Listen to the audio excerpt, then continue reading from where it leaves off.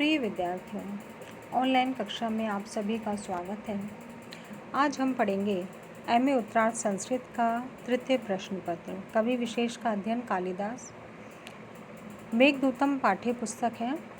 इसकी श्लोक व्याख्या चल रही थी, तो मेघदूतम के आज हम श्लोक संख्या 8, 9 और 10 की व्याख्या करें।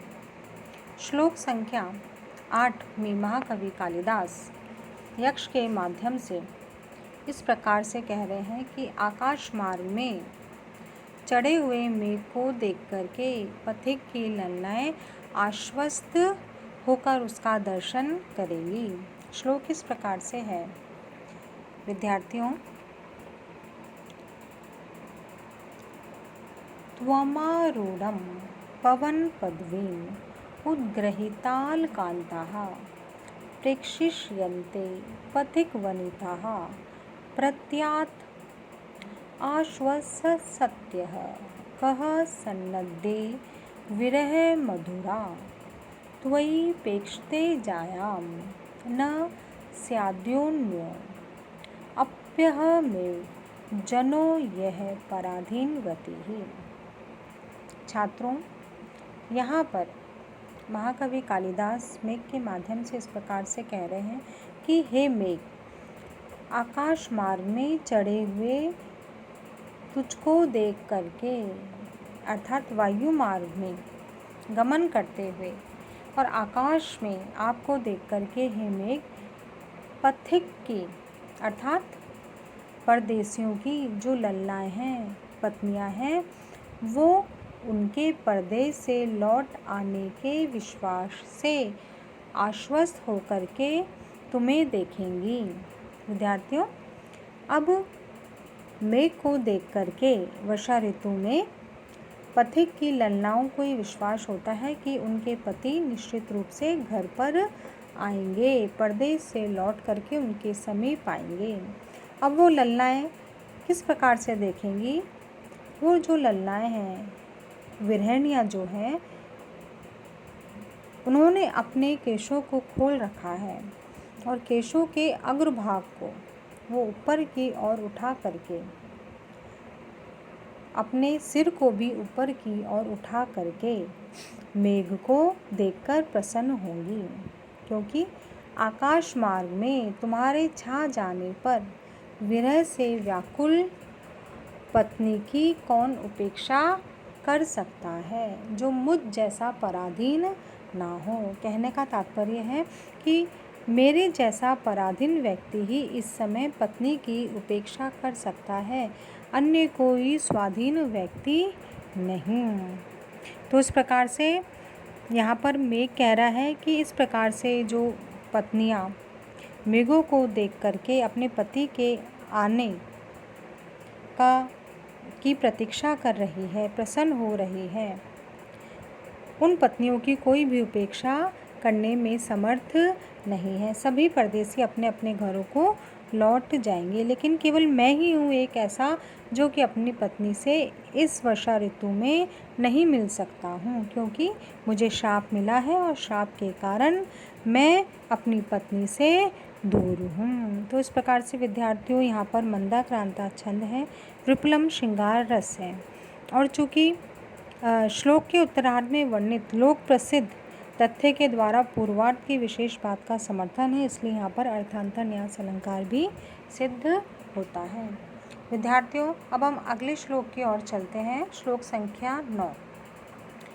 तो प्रस्तुत श्लोक में महाकवि कालिदास ने यक्ष से कहलवाया है कि पति से मिलने का आशा रूपी बंधन ही वियोगिनियों के प्रेम भरे और शीघ्र ही टूट जाने वाले हृदय को टूटने से बचाता है। श्लोक क्या है? श्लोक इस प्रकार से है। ताम चावश्वम दिवस गणना तत्परा मेघ पत्नीम अव्यापन्नाम विहत गतिर्द्रक्ष्यसि भात्री जायाम आशा बंधः कुसुम सदृशम प्रायशो हिंगनाम सद्यः पाति प्रणिहृदयम विप्रयोगे रुंदिः। तो प्रस्तुत श्लोक में विद्यार्थियों यक्ष इस प्रकार से मेघ से कह रहा है कि हे मेघ, तुम बिना किसी बाधा के निरंतर चलते हुए अलका के मार्ग में प्रस्थान करोगे तो उस समय तुम मेरी पत्नी को देखोगे।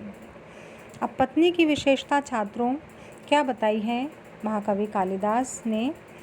यक्ष इस प्रकार से अपनी पत्नी की विशेषताओं का वर्णन करते हुए कह रहे हैं कि मेरी पत्नी मेरे शाप के बचे हुए दिनों को गिनने में तत्पर आसक्त होने के कारण प्राण को धारण किए हुए होगी और मेरी पत्नी पतिव्रता स्त्री है और इस प्रकार से तुम मेरे इंतज़ार को करती हुई मेरी पत्नी अर्थात अपनी भौजाई को अवश्य देखोगे कि वह वियोग में भी जीवित होगी, क्योंकि आशा रूपी एक बंधन स्त्रियों के अत्यंत कोमल हृदय को अत्यंत कोमल एवं पति के विरह से टूट जाने वाले प्रेम भरे हृदय को प्राय टूटने से रोक लेता है।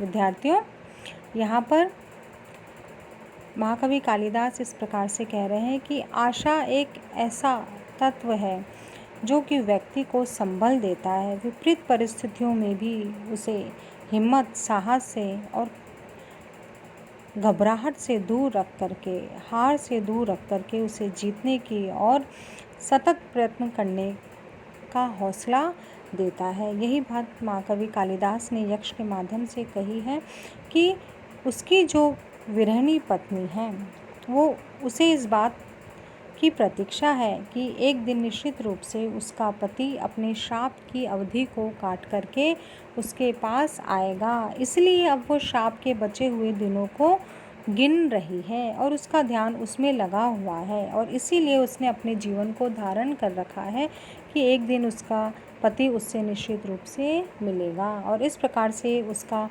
जो हृदय है वो टूटा नहीं है।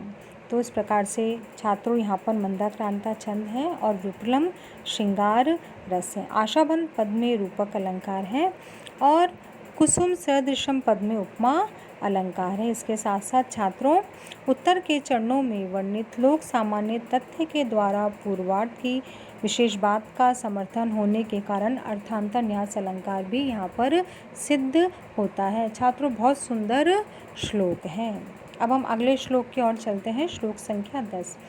तो प्रस्तुत श्लोक में महाकवि कालिदास ने मेघ के अलकापुरी की यात्रा में उसे क्या क्या शुभ लक्षण प्राप्त होंगे उनका वर्णन किया है। श्लोक देखिए विद्यार्थियों।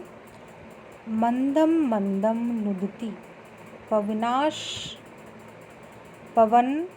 पवनश्चानुकूलो यथा त्वां वामश्चायं नदति मधुरं चातकस्ते सगन्धः गर्भाधान शन परिच्यात् नूनम आबद्धमालाः सेविष्यन्ते नयन सुभगम खे भवन्तं बलाकाः। तो इस प्रकार से यहाँ पर यक्ष मेघ से इस प्रकार से कह रहा है कि हे मेघ, अलकापुरी की तुम्हारी यात्रा बहुत ही शुभदायक होगी, बहुत ही अच्छी सरल सरस यात्रा रहेगी, क्योंकि यात्रा के लिए यह शुभ समय है। क्या क्या लक्षण है शुभता के? तो इस प्रकार से यहाँ पर यक्ष कह रहा है कि हे मेघ, जाने वाली दिशा की ओर बहने वाली वायु तुम्हें धीरे धीरे आगे की ओर बढ़ाएगी। अर्थात तुम्हारी जो दिशा है अलका की ओर जाने की दिशा में ही वायु चल रही है और यह वायु तुम्हें धीरे धीरे आगे की ओर बढ़ाएगी। मार्ग में तुम्हारा संबंधी भी तुम्हें मिलेगा। संबंधी कौन है विद्यार्थियों? चातक पक्षी। तो चातक पक्षी भी तुम्हारे वाम भाग में स्थित होकर मधुर ध्वनि करेगा। ये तुम्हारे लिए शुभ समय है, शुभ संकेत है। तो वायु भी तुम्हारे अनुकूल है और तुम्हारा संबंधी भी तुमसे मिलेगा, तो यात्रा तो तुम्हारे लिए बहुत ही कैसी है? बहुत ही अच्छी यात्रा रहेगी। और एक और शुभ लक्षण और है कि मेघ को देख करके गर्भाधान के समय आ गया है, इस प्रकार से जान करके जो बलाकाएँ पक्षी हैं वो भी पंक्ति में बंद करके इकट्ठा होकर के ही मेघ आकाश में तुझे देखकर तेरी सेवा करेगी, तुझे सुंदर जानकर तेरी सेवा करेगी। तो यहाँ पर महाकवि कालिदास ने बताया है कि मेघ की जो यात्रा है वो बड़ी सरस है और बलाका रूपी प्रियतमा के लिए मनोहर है। ये जो वर्षा काल में बलाका पक्षी पंक्तिबद्ध होकर गर्भाधान करते हैं और गर्भाधान के लिए मेघ के पास जाकर बलाकाएँ प्रसन्न होगी और इस प्रकार से वो तुम्हारी सेवा करेंगी। तो इस प्रकार से अलकापुरी की यात्रा में मेघ की जो यात्रा है वो अत्यंत शुभदायक होगी। तो इस प्रकार से विद्यार्थियों, यहाँ पर महाकवि कालिदास ने बहुत ही सुंदर मेघ की अलकापुरी की यात्रा का वर्णन किया है। यहाँ पर मंदाक्रांता छंद है और त्रिपुलम श्रृंगार रस है। इस प्रकार से विद्यार्थियों, आज की ऑनलाइन कक्षा यहीं समाप्त होती है। धन्यवाद।